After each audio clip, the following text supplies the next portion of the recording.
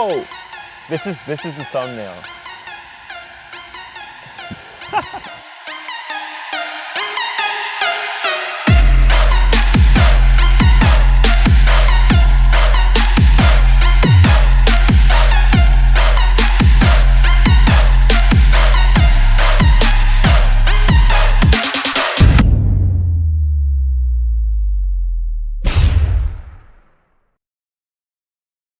What's up, you guys? Welcome back to the channel. My name is Nav, and today we're going to be doing a 6-month review on my Tesla Model 3 Standard Range Plus. Now, if you haven't seen my other videos previously uploaded, I've been getting a lot of requests and a lot of questions, and everyone kind of wants an update on what my car has kind of been like during the winter.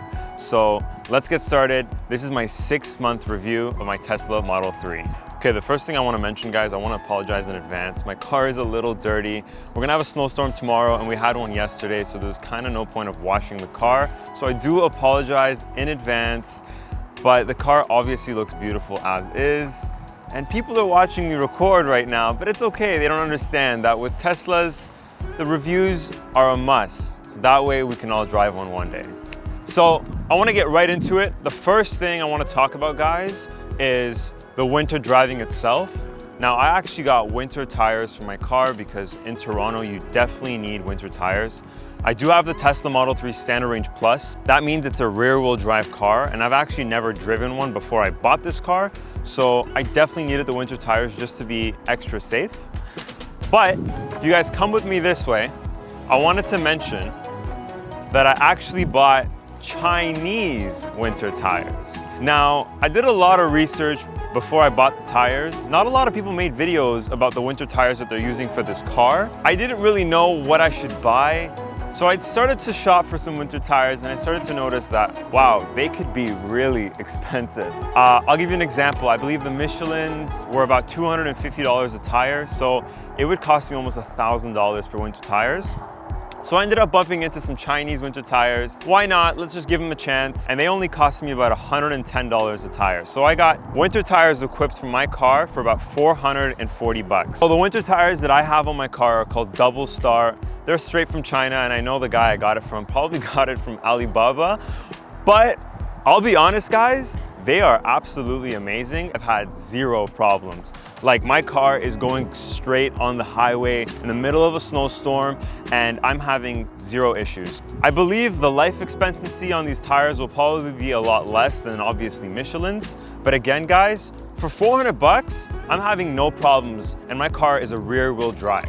The next thing I want to talk about, guys, and this is something that I haven't seen anybody mention before online, whether it's on Reddit or YouTube, is the amount of snow that builds up within the plastic lining above my tires. If I'm going through a winter snowstorm and the day after I come and check out my car, there's a lot of snow stuck above my tires, like a lot.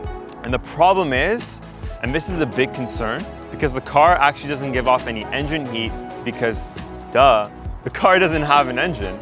It doesn't melt the snow. And the thing is, once it gets colder and colder, it starts to become ice, and it's really hard to take it off. So I really got to take a stick and just jam on that ice until I break it off.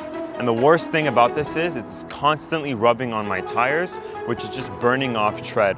And that really does suck. I really don't want to waste the tires like that. But let me give you guys an example. Okay, so this is typically what my Sunday mornings look like. I grab this handy tool and I go above my tires and I start jamming this ice. Check that out.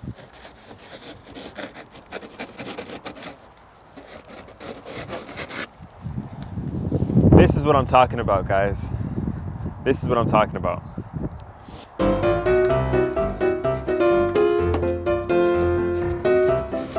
Now, I've obviously had this problem with almost every car I've had. I've had about 5 cars in the past 5 years. But eventually it starts to melt because when the car gets hot, it melts the snow. But with this car, there's no heat, so it's definitely a big problem. All right, guys, so the next thing we're gonna talk about, because this is obviously one of the most important questions, and it's the question I get the most, is what's my range looking like right now? Like I said before, I've had the car for 6 months, and I got the car in about September, so the temperature was very nice. and I was averaging around 300 to 320 kilometers. But right now in the winter, it is true you do lose at least 50% of your battery. So I'm averaging about 150 kilometers on a full charge. Yes, it's a little bit of a concern, but no, because I don't drive more than 150 kilometers a day. It's not that big of a concern because there are superchargers all across Toronto. So if I do really need to make that quick charge, I'll just stop at a supercharger for about 10-15 minutes and I'm good 100%. Now, one thing I am a little concerned about, and I bumped into this problem many times, is the fact that if I forget to charge my car at night and I wake up in the morning and I got a lot of work to do, well, it really just messes up the whole day.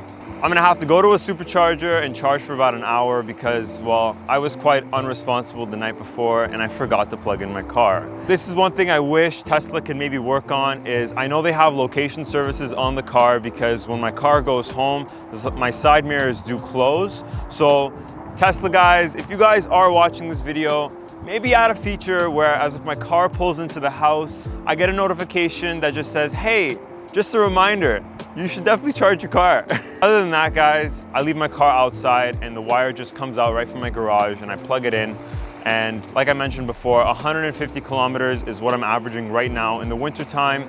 But as soon as we head over to the summer, I know I'll be getting at least 300 to 350. So I really won't have that problem, even if I forget to charge my car. If you haven't seen my previous videos, then make sure you guys head over to my channel. First of all, smash that subscribe button and then head over to my channel and watch the other videos where I've talked about my white seats and why I actually bought the Tesla Model 3 Standard Range Plus, especially because I live in Canada and in Toronto it's really cold. Head over to my other videos and make sure you guys watch those because they will definitely help you with your choice. All right guys, and another thing I want to bring up is holy shit, have I saved so much money. My last car was an Audi S3 and I used to pump almost $400 a month. And in the past 6 months with this car, I've driven almost 16,000 kilometers, almost equivalates to around $2,200 of gas savings. Wow, has it been worth it? I haven't had second thoughts about buying this car at all. So any of the things that I mentioned to you guys, it shouldn't be a concern because at the end of the day, you're gonna love this car if you do happen to buy one. It's an absolute joy to drive. It's so much fun. It looks amazing. I still get people looking at the car like they've never seen anything like this before. And it's just a spaceship. That's pretty much the best way for me to explain what this car is like. Last thing I want to talk about before we end today's video is just the sound inside my car. I did mention this in another video. I don't know if the car has been bolted together at its 100%. I don't know, maybe they could have used a stronger glue inside the interior, but there are a lot of noises and a lot of creaks where it's like, it almost feels like the car has been put together properly. It doesn't really bother me that much. It could definitely be better. You don't hear these noises in a German car, I would say, whereas if with a Tesla you do. When I'm going on the highway, it is definitely really noisy. You hear a lot of wind in the car. I would have loved if this car just had a little bit more soundproofing, and I know the Model Y will have more soundproofing. And I mentioned this before, there are things you can buy on Amazon that can slightly help this problem. I shouldn't be solving this problem, guys. The car should have had this in the first place, but I guess eventually, maybe one day, this will be an upgrade that Tesla will add to the newer models. That pretty much wraps up today's video, the 6-month review of me owning my Tesla Model 3 Standard Range Plus. Make sure you guys smash that like button and that subscribe button because I'm freezing right now, but it's okay. I did this for all of you guys. I appreciate all of you. Enjoy the rest of your day and I'll see you guys next time.